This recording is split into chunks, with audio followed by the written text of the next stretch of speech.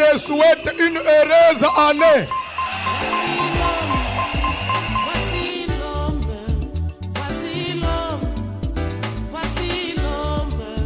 L'homme des douleurs, voici l'homme.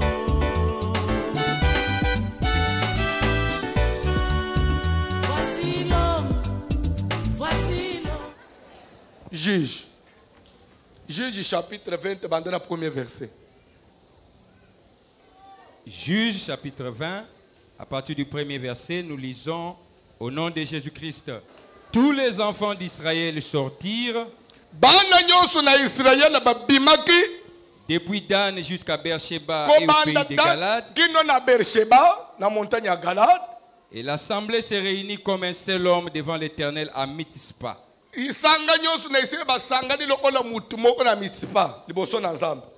Le chef de tout le peuple,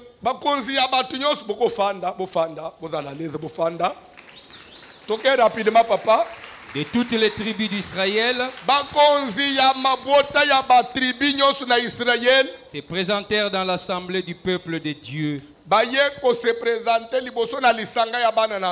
400 000 hommes de pied tirant l'épée. 400 000 mibali oyo bazali capable ya kobunda. Et les fils de Benjamin apprirent que les enfants d'Israël étaient montés à Mitzpah. Tribu ya Benjamin, baye ko apprendre que les 11 tribus basali réunion contre Bango. Les enfants d'Israël dirent: balobi, parlez, comment ce crime a-t-il été commis? Bino libota na Benjamin. Boya bo s'expliquer. Li sumu li kama li kambu munene boy et salami na tribu ya Benjamin ndengenine. Boya ko se justifier et pas na biso. Alors les Lévites, le mari de la femme qui avait été tuée, nganga nzambe mulewi mukolo mwasi oyo babomaki, prit la parole et dit: j'étais arrivé avec ma concubine à Gibéa de Benjamin pour passer la nuit, pour y passer la nuit. Les habitants de Gibéa se sont soulevés contre moi.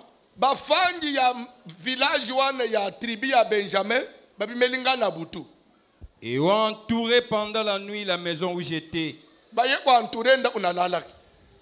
Ils avaient l'intention de me tuer. Et ils ont fait violence à ma concubine.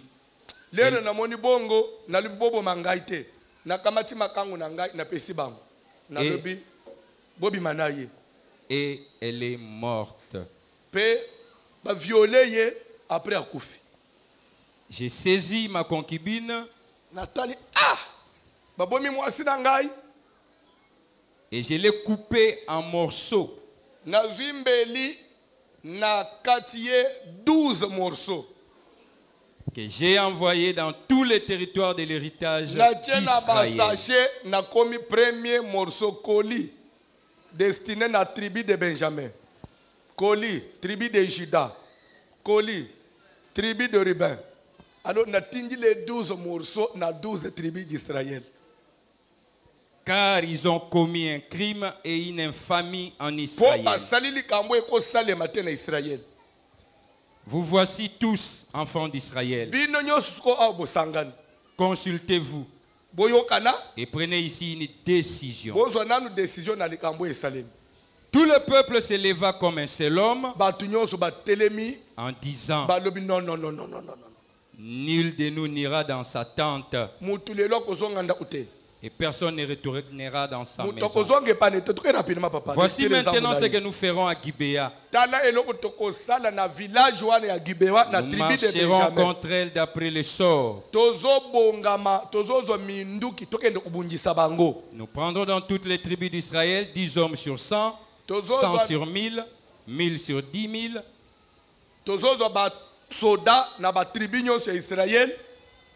Ils iront chercher des vivres pour le peuple,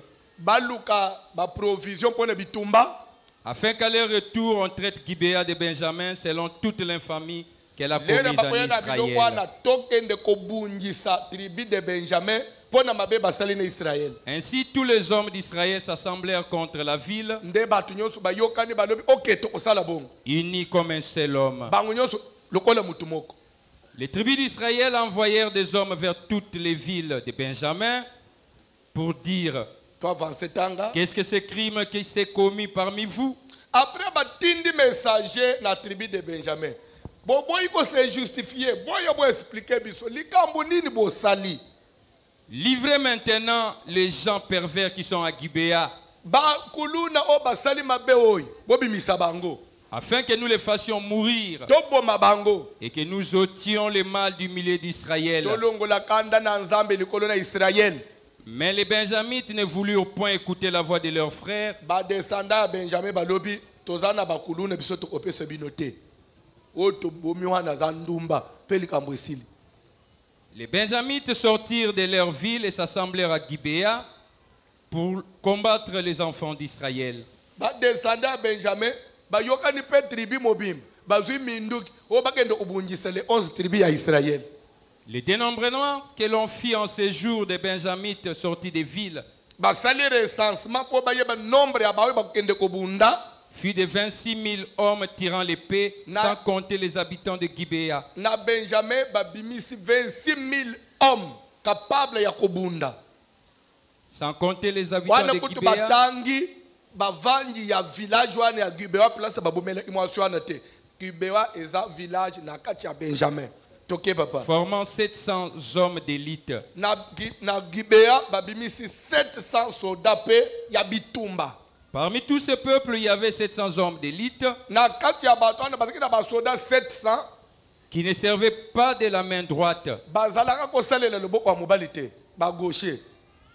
Tout cela pouvait, en lançant une pierre avec la Mais fronde, kaka na loboko na ye ya gauche wana soki azwi lance pierre abwaki libanga viser à un cheveu sans les manquer. soki alobi ekweyisa mpunda ekozwa kaka place ye alobi soki na mutu mpe erata ate mpunda mpe akweyi akufi na loboko ya mwasi. On fit, bagaucher bazalaka dangereux. Ozalaka gaucher toke papa on fit aussi le dénombrement des hommes d'Israël, to avancer. non compris ceux de Benjamin, et l'on en trouva 400 000 tirant l'épée, tous les gens de guerre. Et les enfants d'Israël se levèrent, montèrent à Bethel, et consultèrent Dieu en disant: qui de nous montera le premier pour combattre le fils de Benjamin? L'Éternel répondit: Judas montera le premier.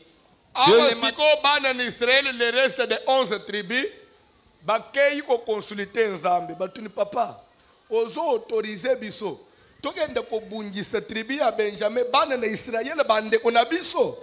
Nzamba lobi je suis d'accord bokende kobeta bango parce que basali mabe toke papa. Dès le matin, les enfants d'Israël se mirent en marche.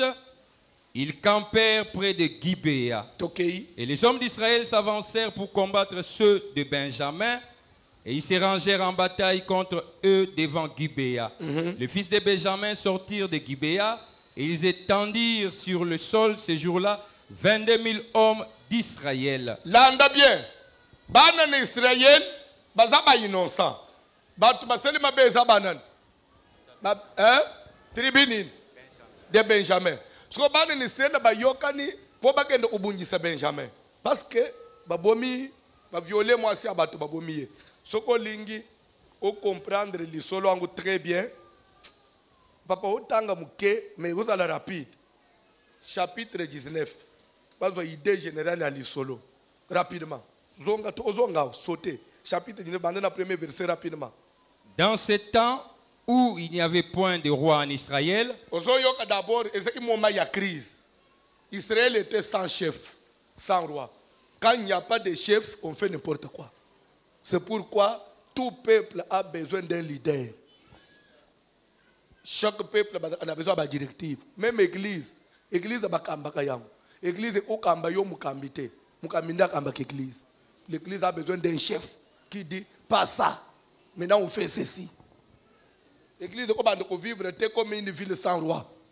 Il y a une église ndengo lingi, o sala yo lingi baloba na yo te, soki balobi o siliki. O na okende kende. To ko le yo lingi chef te. To avancer papa.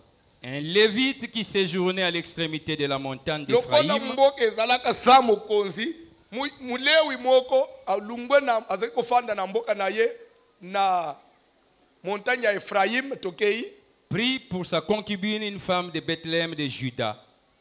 azwaki makangu na ye moko ya Bethléem de Juda.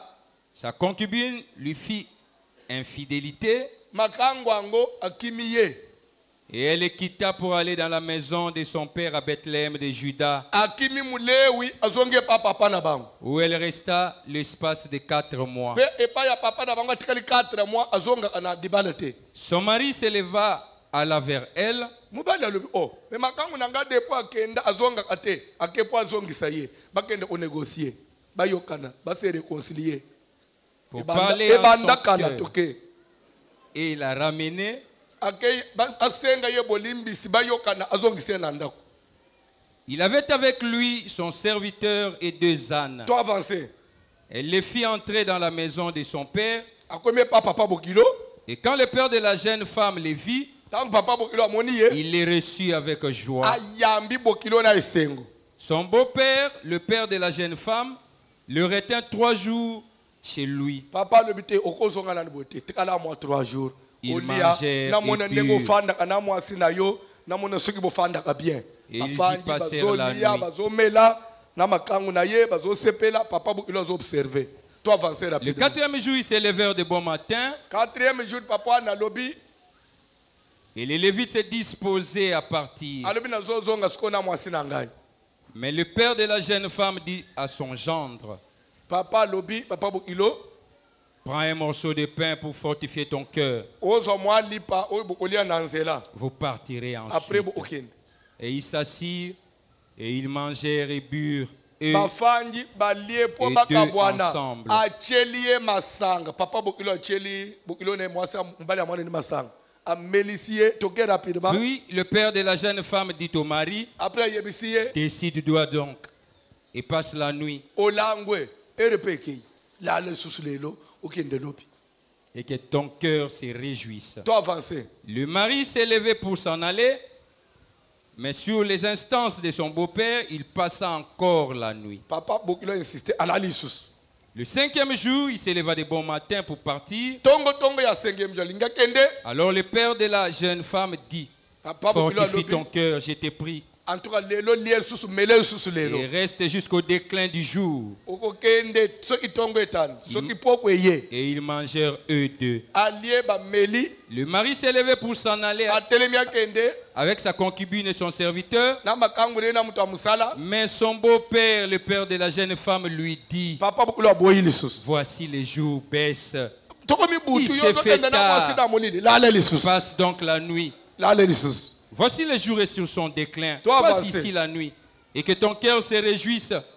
Demain, vous vous lèverez de bon matin pour vous mettre en route et tu t'en iras à ta tente. Le mari ne voulut point passer la nuit. Il s'éleva et partit. 6e jour mwana mbala bi jamais azwi mwasi na ye bakei Il arriva jusque Jébu, jusque devant Jébu, qui est Jérusalem, avec les bakomi 2 na ânes. mboka ya bajebizien mboka ya bajebizien oyo ekomi lelo Jérusalem Oui. na mboka ya bakana na ye wana bajebizien Avec les 2 ânes battés avec sa concubine. oui Lorsqu'ils furent près de Jébu, les jours avaient beaucoup baissé. Le serviteur dit alors à son maître, allons, dirigeons-nous vers cette ville des Jébusiens, et nous y passerons la nuit. Son maître lui répondit, nous n'entrerons pas dans une ville d'étrangers, où il n'y a point d'enfants d'Israël. Nous irons jusqu'à Gubéa. papa wana alobi nakolala na mboka ya baétranger te baincirconcis te mwana neseli azaka wana te nakota wana jamais toforce ata tokomi butu tokolala kaka na mboka na biso bana na Israël yo olalaka partout toke. Il dit encore à son serviteur, allons, approchons-nous de l'un de ces lieux, Gibéa ou Rama, et nous y passerons la nuit. Ils continuèrent à marcher, et le soleil se coucha quand ils furent près de Gibéa, qui appartient à Benjamin. Ils se dirigèrent de côté pour aller passer la nuit à Gibéa. Le Lévite entra, il s'arrêta sur la place de la ville. Il n'eut personne qui les reçut sa maison pour qu'il passasse la papa nuit. wana komi na mboka na Benjamin asengi soki mutu mo akoyamba ya pese place akolala mboka mbabalobi mutu akoyamba yote lala libanda. Et voici un vieillard revenait le soir de travail au champ. Cet homme était de la montagne d'Éphraïm. Il séjournait à Gibéa. Et les gens du lieu étaient benjamites. Il leva les yeux et vit les voyageurs sur la place de la ville. Et le vieillard lui dit, « Où vas-tu et d'où viens-tu » Il lui répondit, « Nous allons de Bethléem, de Juda, jusqu'à l'extrémité de la montagne d'Éphraïm, d'où je suis. J'étais allé à Bethléem de Juda et je me rends à la maison de l'Éternel.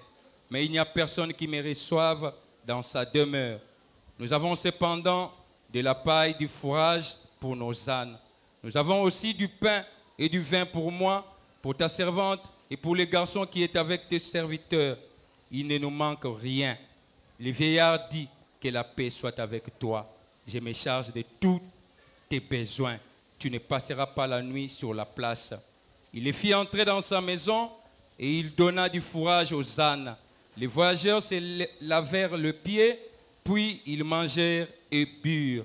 Pendant qu'ils étaient à se réjouir, voici les hommes de la ville, gens pervers, entourèrent la maison, frappèrent à la porte, dirent au vieillard, « Maître de la maison, fais sortir l'homme qui est entré chez toi, pour que nous le connaissions. » Le maître de la maison se présenta à eux, leur dit, « Non, mes frères, ne faites pas le mal, je vous prie, puisque cet homme est entré dans ma maison, ne commettez pas cette infamie. Voici, j'ai une fille vierge, et cet homme a une concubine. Je vous les amènerai dehors, vous les déshonorerez, et vous leur ferez ce qu'il vous plaira, mais ne commettez pas sur cet homme une action aussi infâme. » Ces gens ne voulurent point l'écouter. Alors l'homme prit sa concubine et les ramena dehors. Ils la connurent et ils abusèrent d'elle toute la nuit jusqu'au matin, puis la renvoyèrent au lever de l'aurore. Vers le matin, cette femme alla tomber à l'entrée de la maison de l'homme chez qui était son mari, et elle resta là jusqu'au jour. Le matin, son mari se leva, ouvrit la porte de la maison et sortit pour continuer son chemin. Mais voici la femme, sa concubine, était étendue à l'entrée de la maison, le main sur le seuil. Il lui dit, « Lève-toi et allons-nous-en. » Elle ne répondit pas. Alors le mari l'a mis sur un âne et partit pour aller dans sa demeure. Arrivé chez lui, il prit un couteau, saisit sa concubine et coupa membre par membre en 12 morceaux, qu'il envoya dans tous les territoires d'Israël. Tous ceux qui virent cela dirent, « Jamais rien de pareil n'est arrivé et ne s'est vu depuis que les enfants d'Israël sont montés du pays d'Égypte jusqu'à ce jour. Prenez la chose à cœur, consultez-vous et parlez. » Je crois aux idées, na kole esko na litei. Olandisko li solo na mubim. Li solo eza ndenga batangi. Un lévite, il est de quelle tribu? Un lévite est de quelle tribu? Il est de la tribu de Lévi. Ozolanda, azaki na makangu na ye, baswani, mwasi asiliki. Azonge pa ya, azaki encore jeune fille, ye papa azaki mukolo. Mwasi asiliki, azongi na famille na ye. Et pas papa na bam. 4 mois. Abondeli ti, aye kozompunda, na mutu na musala, akiti na belle famille, akende obondela mwasi na pembeni. Papa bokilo yambi albité. En tout cas, ngai na sepela kanayo, je ne suis pas contre libala, je préfère ozonga na mwasi na yo. Mais fanda na 3 jours. 3 jours bafandi, 4e jour dinga kende ono lale lisusu. Pour le beau-père, il voulait mutuana tikala libela wana afanda ana mwasi epana ye, baktika la vie mobimba wana. Mais le monsieur a dit non, moi je ne peux pas rester ici. J'ai mes affaires, il faut nazonga na mboka na ngai. 6e jour a insisté à récupérer mwasi na ye, babanjo kende. Bakomi butu eye kobeta na mboka ya ba Jébusien. Mutuna musala ebise to komi butu to lala walobi je ne peux pas naza mu Yuda na koki kolala na mboka ya mupayate. To forcer to kende kolala kana Israël. Ba forcer te ba komi na Gibea ezali moko na village na tribu ya Benjamin. Ozolanda bakoti kuna bakomi na place publique eza neti na rond-point Wileri, neti na rond-point Molar, neti na Matonge. Abandi kosenga place akolala batu nyonso ya Benjamin balobi tokoyamba yote parce que yoza mulewi biso tokoyamba yote. Abondeli bango. Nzoka nde na mboka wana, il y avait aussi quelqu'un qui venait de la tribu, de la demi-tribu d'Ephraïm. Vous comprenez? C'est-à-dire c'est un descendant de qui? Pardon? De Joseph. Lui était descendant de Joseph. Aoutaki na Ephraïm. Mais azalaki ko séjourner wap. Azalaki ko fanda wap. Na Gibea eza tribu nini? Benjamin. Benjamin na Joseph bazandenge nini? Pardon? Papa moko mama moko. Vous comprendre? Nde azofanda na epai ba Benjamin. Nde lera moni mulewi na nzela tu oh. Bat boy ko yamba yo. Mais moi je suis étranger mais quand même na fanda ka. Uko lale libanda te. Yaka olale pananga. Ya lobimo. Nazo senga pe bango na lala. Naza na biloko nanga kolie. Naza na biloko nyonso. Nako senga pe lo ote na lala kaka na tongo na kenda baboy. Yako nengi na lale libanda. Yebite ya olale pananga. Lera kotina nda una servir biloko akolia. Pendant que bazolia bakuluna, on dit des hommes pervers, c'est-à-dire bakuluna. Il y a un quartier wan, ba ye, oh non, yo mupaya na mboka na biso, to yambio, ukomi na courage ya, biso to zoboye ko yamba mutu yo zoye. Bibi sa mutu oche na ndako. Mboko ya yo kutu to yambio pe na maofanda kao, ukomi ko zo ba décision contre biso. Bibi sa mutu azana to boma ye. Yo oh, maza mupaya na yambi. Soki bobomiye ngana uzana lisumu epa na nzambe parce que ngamutu na yambiye. Oh non, yo koko décider te biso ndeba kolomboka. Alobi OK. En échange, j'ai ma fille qui est vierge. Je préfère vous la donner bobi manaye. Bo bize naye. Mutope azana mwa makangu na ye. Tozo na makangu na mwana nanga mwasi na pesa bino. Oui, j'ai essayé de méditer sur ce verset. Mais on dirait que c'était une habitude, c'est le juif. Même chose chez l'autre. Batwa mboka baye, baboma bapaye l'autre, j'ai des filles vierges. On dirait, bana ya basi, badaki marichandise, ya likambouye, prenez mes filles. Andi, bon, est-ce que coutume nini na bayude? Oyebi nazana besoin serre moko zo landangai. Serre moko zo landangai. À comprendre une chose.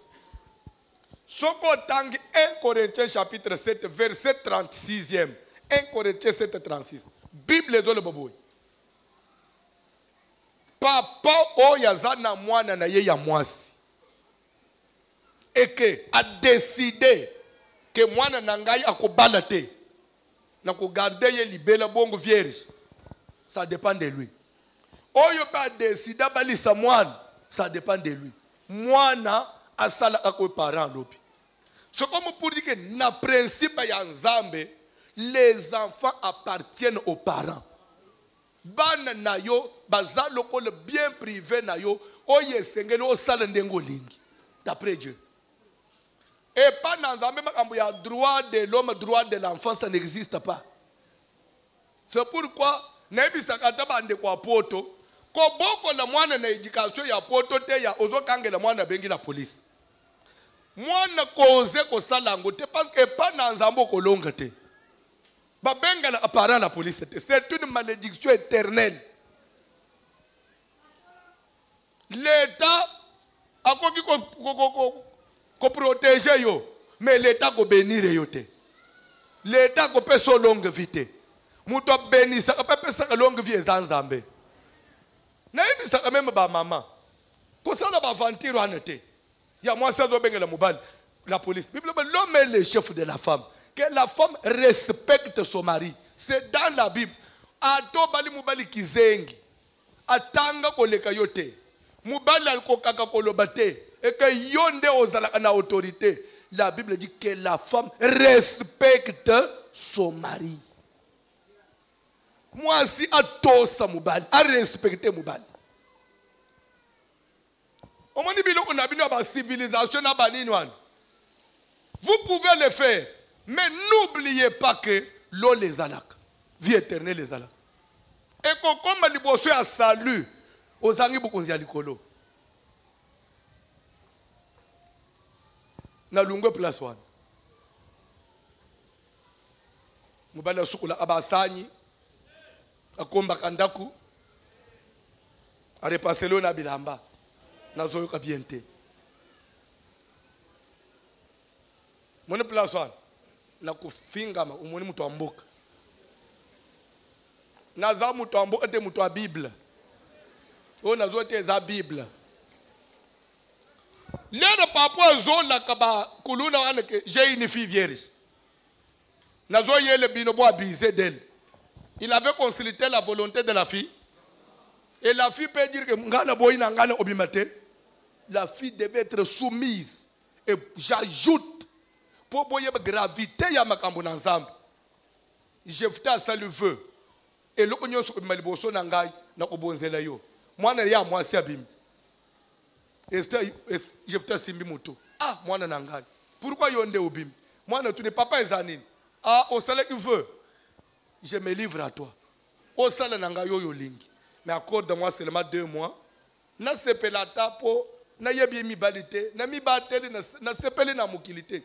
Na kenda ta na baninga pendant 2 mois. Na lela na ba montagne pour ne vie na ngai na selelo na mukilité. Après na ya na mikaba obonza ngai. Moi ne pas que 2 mois après azonga lui papa ngai yo. Papa zokenda na ya tandiye na hôtel à quartier muto tumbiye. Si un enfant peut se livrer jusqu'à ce niveau-là, bon qu'on respecte mes parents. Bon, il y a les lots, papa, tu exagères. Dans Bible, c'est là où il y a une faiblesse. S'il vous plaît, je peux, donc comprenez ce langage. Bon, je l'ai dit à des hommes mûrs. C'est là où il y a une faiblesse de la parole de Dieu. J'ai dit bien une faiblesse de la parole. C'est comme si Dieu a donné trop de pouvoir à la famille Kenaban. Ne place wana monde ya mulili profite apwe ekanga ba vie na biso. Mwana na biso. Yo François aza mwana na biso, biso famille na ye tolobi akobonga te. Parce que d'après Nzambe mwana za ya famille. C'est pourquoi lier nyonso eza facile kobunda na yango mais kobunda bitumba famille te. Parce que batona baza même tana plein pouvoir de pas na Nzambe likolo ya yo mwana.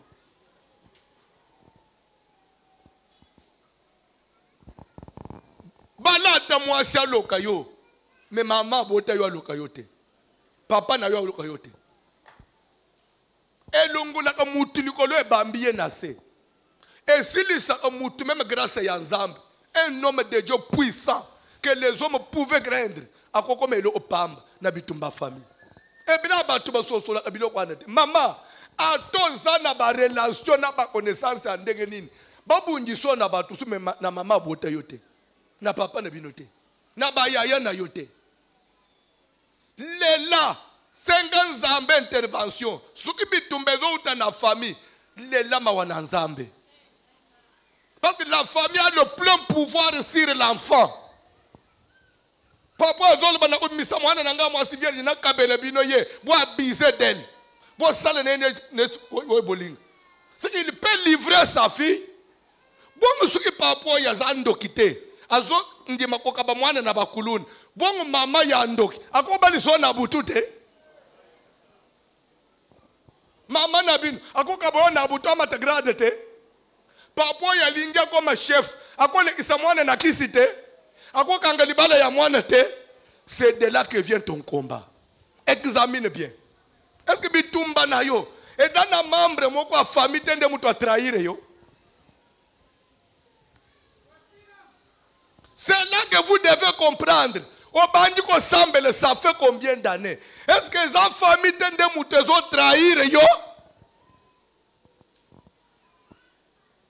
Famille na bino ba chevi na yo wapi? Natangi Bible. Nzamba zo yebisa Abraham. Prends ton fils. ton unique, celui que tu aimes, Isaac, va-t'en sur une des montagnes que je vais t'indiquer, offre-le moi en sacrifice. Je vous pose la question. Nzambe atsololi pe na Isaac ke, ce qui papa zuyo atumba yo tosa, sans consulter Isaac, sans avertir Isaac, directement à son père, prends cet enfant-là, que nous utumbelanga ye. Moi no bazozo wana, aza bebete. Aza mukolo amemina bakoni bazo kende na nzela. Bazo kende na papa, mazo bateke tozo kende po papa tumbangai. Papa angu pe koko. Un homme de plus de 110 ans déjà à cette époque-là. Parce que Abraham a voté qu'il a 100 ans. Ti Isaac a comme pe mout. Abraham a comme qu'il a agi. Aza koko. Il ne pouvait même pas faire face à Namoine. Ce qui va le mais lorsqu'ils sont arrivés, Papa Bongisi hôtel et sil. Ayebisi mwana pesa maboko nasim. Papa nin. Mais yondeng memet. Oyebite. Zamba senginga yo. Yo mwana libi feu. Ndoki yamba moto. Toto solo lati. Hein? Ou bien pakati mbangu. Isaac a mythique. Isaac a mythique. Même chose. Jésus-Christ, il prie sur la montagne de Gethsemane. À la veille, Yabakanga Yeba livré. Père, s'il est possible, éloigne de moi cette. Mais toutefois, pas ce que je veux, mais la volonté du Père doit dominer sur l'enfant. Donc on a un fils, ça n'a yo.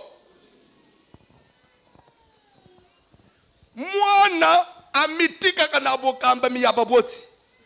C'est pourquoi je vais dire à l'église, la Bible dit, soyez soumis à ceux qui vous dirigent dans le Seigneur.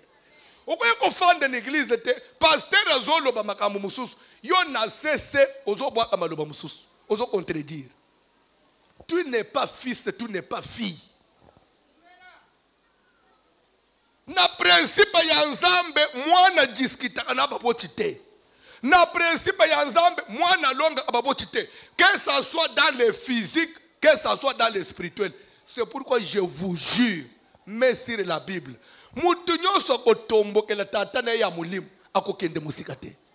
Parce que Dieu ne changera jamais pour toi. Ce qui a changé, c'est pour moi, il y a Jephthé. Il y a Jephthé, Zika Moto. Il a changé pour nous.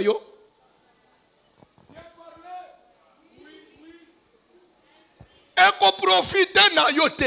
Il y a place au fond, il y a banjo ko yele yo, na zo sale ku. Et non le ogo salate. Au moins on dit obimi prudent, obimi ngai ngaba monela, ngate, ba ngabiente. Ngana za dribbler, ngana yange. Okobima yange na miso abatu, mais na miso Nzambe te. 2 ans, 3e année, eza musika. Keba. Eza lokola na libota, mwana telema beti mama na bango.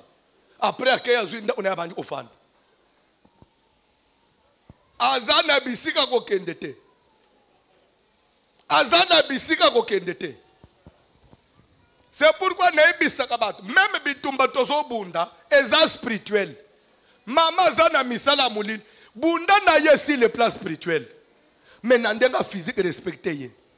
Kokende ko afficher liboso mama na bilote na sina yebi ozandoki. Umuni nakindoki lewa nanga itetalo talo miso andoki moto. Et là le okosalate. Na pesa kibido li soleil ya sere mu utoze ina yao. Prière apoko esili. Azoyela ngalo papa olimbisa ngai. Bon, le soleil il obi dimanche qu'il fallait oyamba ngai na ba 16h avant culte mais papa maman na biso ada misala mulimi moyente. Obi kali selinga moi même na to utana no ezate. Le kana lingina bima pona ya. Na biso pe na dana rendez-vous na pasteur. Papa banji bambruye mamoko. Mama pesinga kanda lelo papa. Natali na simbi mama na tombolier Papa, ndenda tomboli mama makula mama ezo jembele boy. Na bise tala. Umoni yo. Soke bazo tindo kufona maboko na ngai. Tala na ngai te. Ba jeno wana sala na batu mususu. Alibi papa, na lingina bamba ye na mir. Mama muke salinga na bwaki mama na mbetu. Webike mama kwe na mbetu kibi. Mbala moko pe na zui Biblia na ngai na ye prière.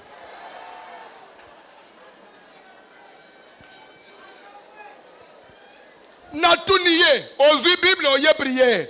Oye kozwa nini na église. Oye kozwa nini na église. Enfant, honore ton père et ta mère.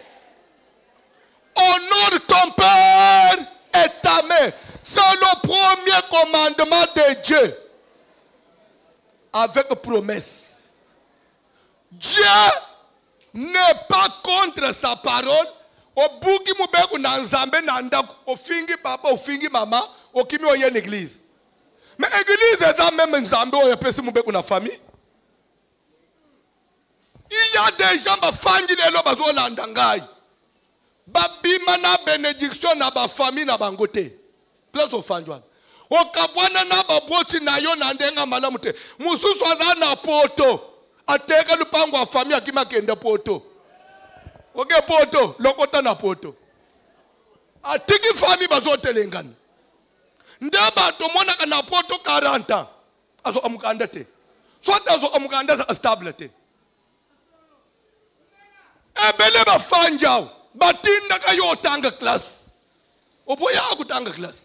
Bazo beso mbongo minerval. Ozo kende kulia, ozo kende kulinga basi. Omuni lelo ndenge vie balukeliyo. Omuni ndenge zo bete skomiso. Sogo tanga kata classe. Tu allais être quelqu'un aujourd'hui. Omuni ndenge sambo siko azo talangai. Baby simbongo babunji na yoza na temutu. Lelo siko suki mutu atangi kila sazo kende liboso batu abakisi. Umoni nengo sambwe. Ndelere mubali kimisagi yo ule bande kolanda mubali. Baninga na classe yo bimeli na fenêtre au sauté. OK pas Benjamin. Bo fanji bunete amemi yo asumbelo babudin, asumbelo lisusu. Oko yo kango. Wana soki bo fanja memio azo salobo ndeyo kanisi bebe na berso. Abi, ma vie sans toi n'a pas de sens. Yo peux le dire amen. Mais sa vie sans toi n'a pas de sens. Awa boy yo sikoi. Vie na ye sens. Bote ya bana ya basi. D'abord les études. Ega na garanti moko na vite o mubali akopesa yo koleka classe yo kotanga. Mubali azamu toko mono lelo itokolo babalukeli yo. Ba onyo subaboya bangu na mabale lelo. Mibali bafuke bela ka bango te. Si babanda ki ko ya Nabak. Veux-tu m'épouser? Veux-tu m'épouser? Biloko apamba. Ngana kendo kuchaje nu na se vetime ofandi oboy fanda je vetime pousse na fukaba biloko abato apoto biloko apamba vetime pousse na chaje nu na fukamela nkolo na fukamelo lisumuto amukini bolingo za maloba o za genou na se. On dirait ils ne sont pas forts dans le verbe.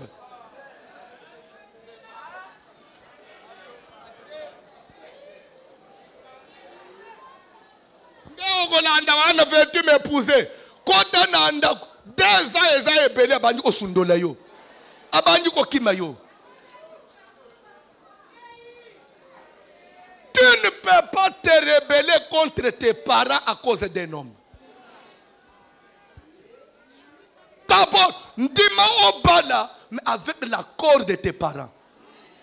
Avec la bénédiction de tes parents. Bimana église.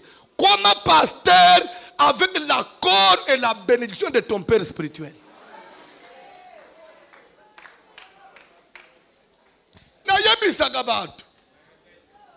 Vous croyez que les lois n'a Kishasa? So ngai François na lobi ke na lungwe na seka. Bako kanganga bako changa na kasho. Bako boto langa église. Bako yoko uzwa bino bagena bino.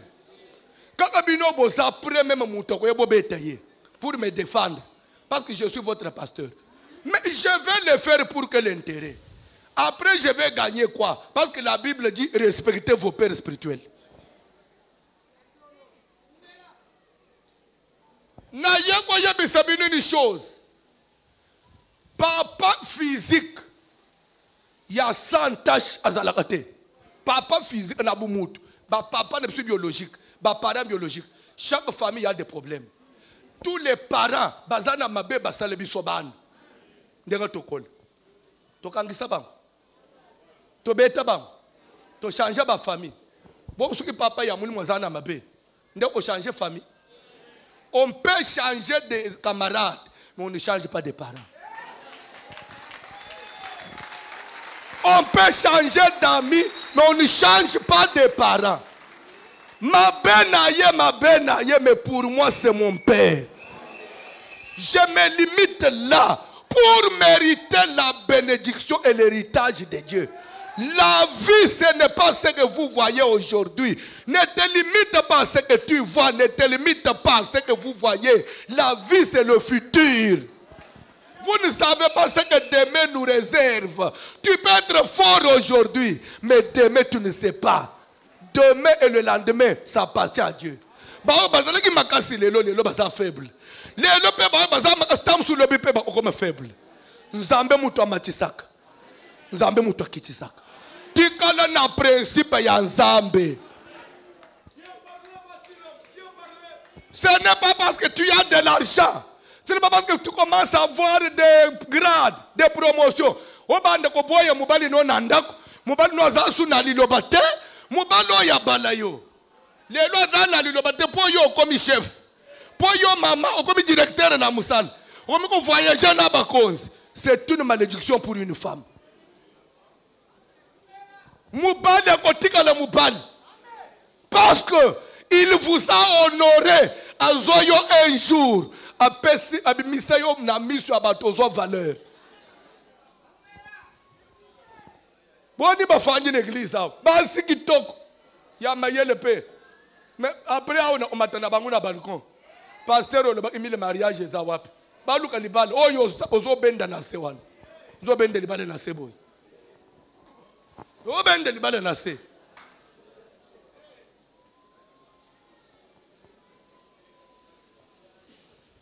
Na yo pe mubali lâche. Lâche. Ado talanga un homme lâche.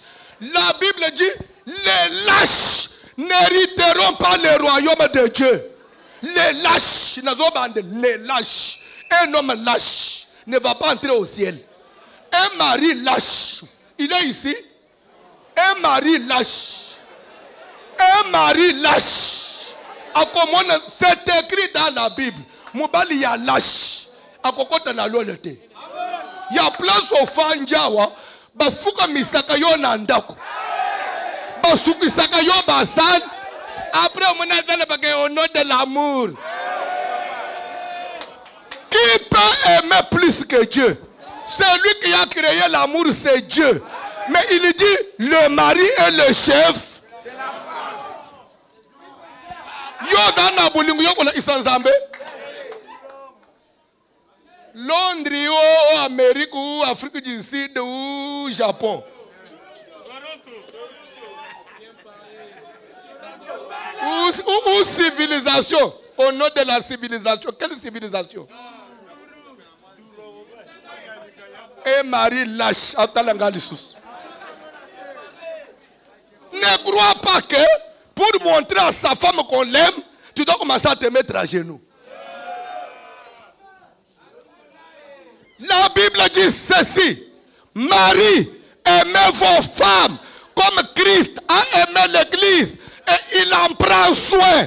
Jésus prend soin de l'église. Jésus s'est livré pour l'église. Jésus nourrit l'église. Jésus vêtit l'église. Jésus fait tout pour que l'église soit propre. Que cette église paraisse aux yeux du monde sans tache ni ride. Un homme qui aime sa femme, soigne sa femme. Prends soin de sa femme. Fais tout pour que cette femme soit propre. Qu'elle soit présentable. Que ma femme ne manque de rien.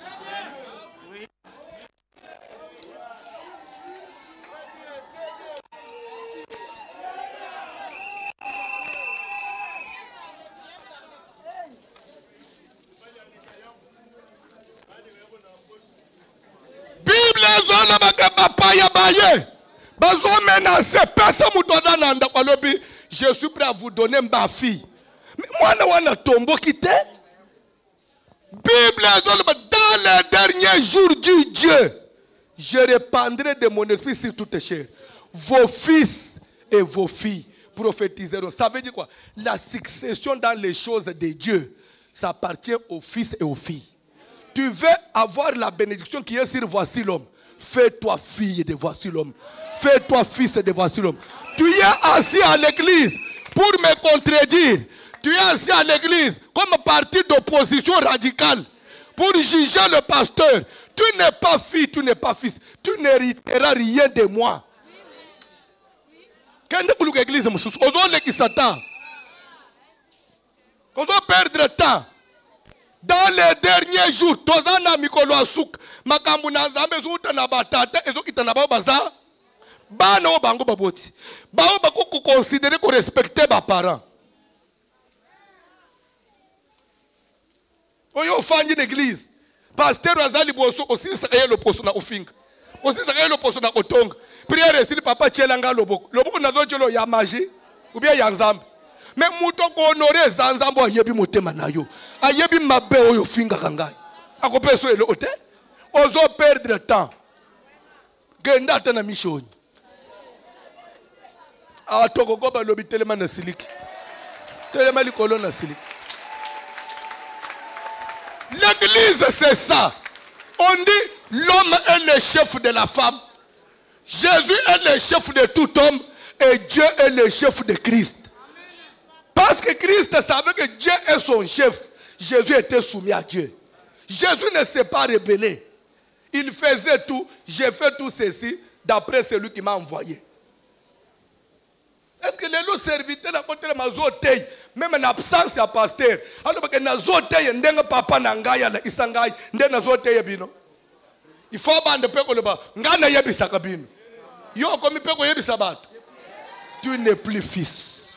Déjà, il y a une semence de rébellion.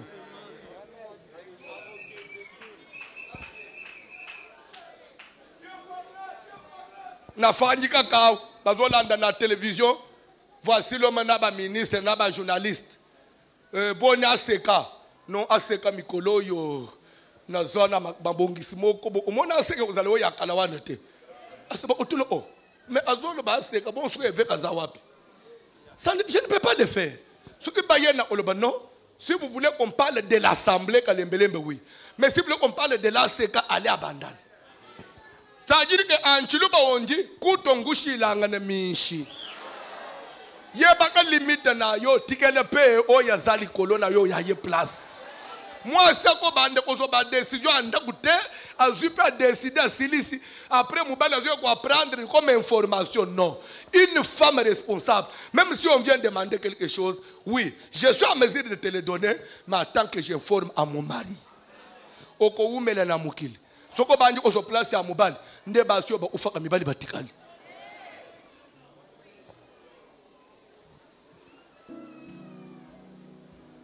Boko tele matin. Bayembi kantik. Hosanna. Alléluia.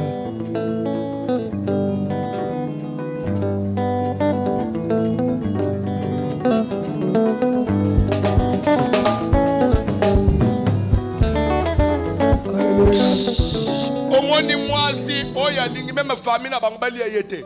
Ato sala ka ba faire ya yomo. Ozana bambongo. famille no baye ko senga yo mbongo oyebisi mobali na yo bo baye ko senga nga nalingi na pesa ba mbongo soit opesi yango mobali bobimi na mobali pesa ba ça va bosolaki na madame ayebisi ngai mbo ok boso asibokende ofote minerval c'est-à-dire que omibombi sima ya mobali flèche ya famille ekozoyote quand tu commences à prendre le devant je ne bakolinga balia yo bakolia yo parce que bazomuna kozaka ya bango il faut la isegena sina comme faut dépendre na mutu. Vous ne pouvez pas m'avoir sans passer par cet homme-là. Un enfant de Dieu qui respecte son pasteur, il se cache derrière l'ombre de son pasteur. Quand la famille vient, on ne te verra pas, on verra le visage du pasteur. Parce que toi, tu te caches. Les enfants qui respectent leurs parents, ils se cachent derrière l'ombre de leurs parents.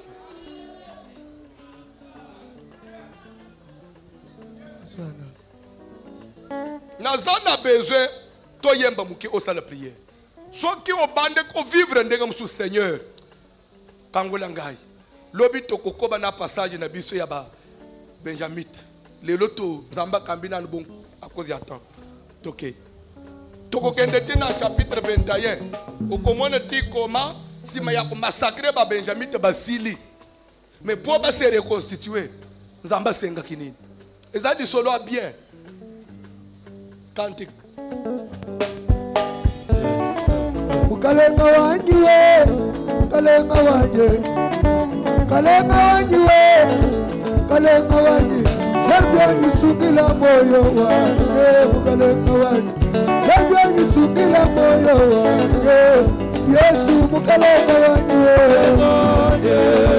kalenga wanji, kalenga wanji, kalenga wanji. Sabia sungila moyo wanji, kalenga wanji. Sabia sungila moyo wangu kalenga wangu. Kalenga wangu we, Yesu kalenga wangu. Kalenga wangu we, Yesu kalenga wangu. Sabia sungila moyo wangu kalenga wangu. Sabia sungila moyo wangu. Yesu kalenga wangu we. Kalenga wangu. Kalenga papa wangu. Kalenga wangu. Sabia sungila moyo wangu kalenga wangu. Sabia sungila moyo wangu kalenga wangu. Balisi baba bimane mukalenga wangu. Bashika kuguluka kwenye zambi mukalenga wangu. Sabia sungila moyo wangu kalenga wangu. Sabia sungila bana bana. Yesu mukalenga wangu. Mukalenga wangu. Mukalenga wangu. Sungila moyo wangu mukalenga wangu. Sungila moyo wangu. Hosana hosana hosana hosana moyo. Hosana mubalira moyo. Hosana hosana moyo. Etele kabila Yesu. Hosana hosana moyo. Chana na shamu moyo wale. Hosana hosana moyo. Chana musomba nenda bala moyo. Hosana moyo. Hosana hosana moyo. Rekete aliboso. Ezali ya repentance. Ezali ya osenga pardon. Seigneur, na tosa baboti babotanga te. Na kokola na ngai, na lelisa baboti na ngai. Na ba comportement mususu babeta mabaku. Ta mususu bako zala. Ba sepele te na motem, peut-être sa kufa. Na kende osenga bolimbi c'est pas nani. Mais yo muto pesa pouvoir na baboti, na zonge pa na yo. So yo limbisi ngai na kopambola. So yo yokeli ngamao na kubonga. Parce que yo nde mukolo mubeko na yena makolo na yo. Pardonne-moi. Baloba ina tanga na boye ko tanga lelo nazo subir. Baloba ina sala boy na sala il est contraire. Ba pekisa ngai mubali oy na balaye na mutu makasi lelo nazo futa le pokase limbisa ngai. Ba boya na bala mwasi wana na boya na boye binangai na balaye tala lelo vina kominango. Nzambe yonde papa ya mau yokela ngamao to sambele na ombo na Jésus. Alléluia. Sans la prière. Sans la prière. Mawana nzambe tali samali kolona yo. Na kokima wapye. Kanisi bomonanga. Mabenga na saleli okolo elukelinga makambo nasangi kimia esengo na ngai yokelanga bawa papa libisanga papa yokelanga Kaina kokende epaya papa Kaina kondima Sala prière. Kaina koloba na ye papa Libisa abenanga Kaina koloba na ye lisusu Kaimoko na kokite Papa sima bokoiranga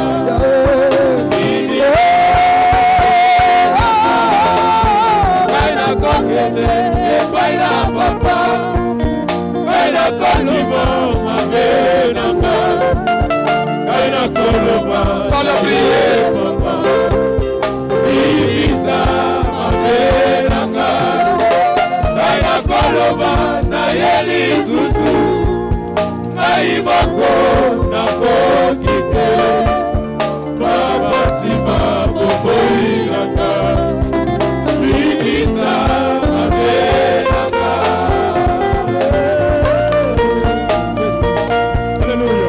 Hallelujah.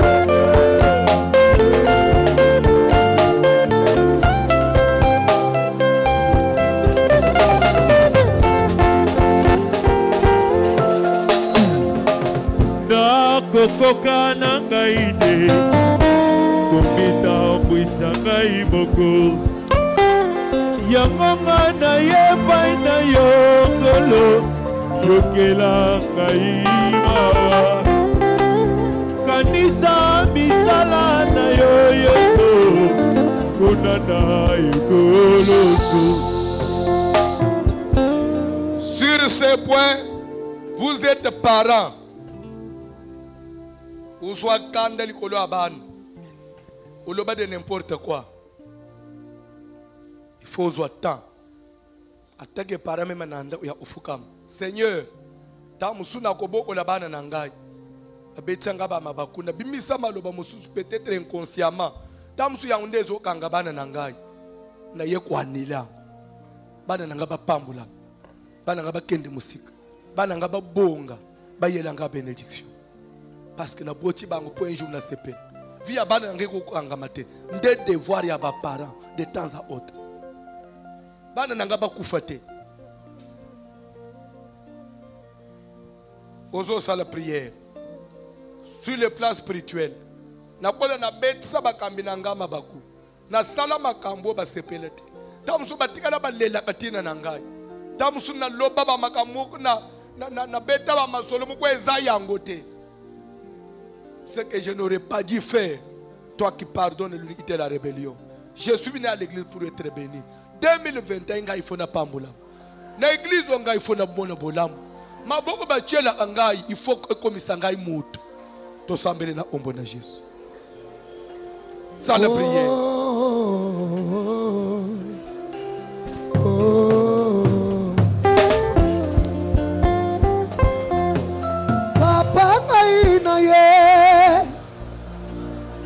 Liboso na yo tanda loboko na yo namona kuya na yo papa ngai na ye liboso na yo tanda loboko na yo namona kuya na yo.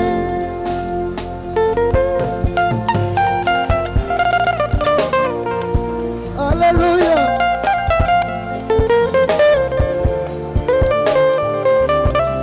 Hallelujah. Papa na ye.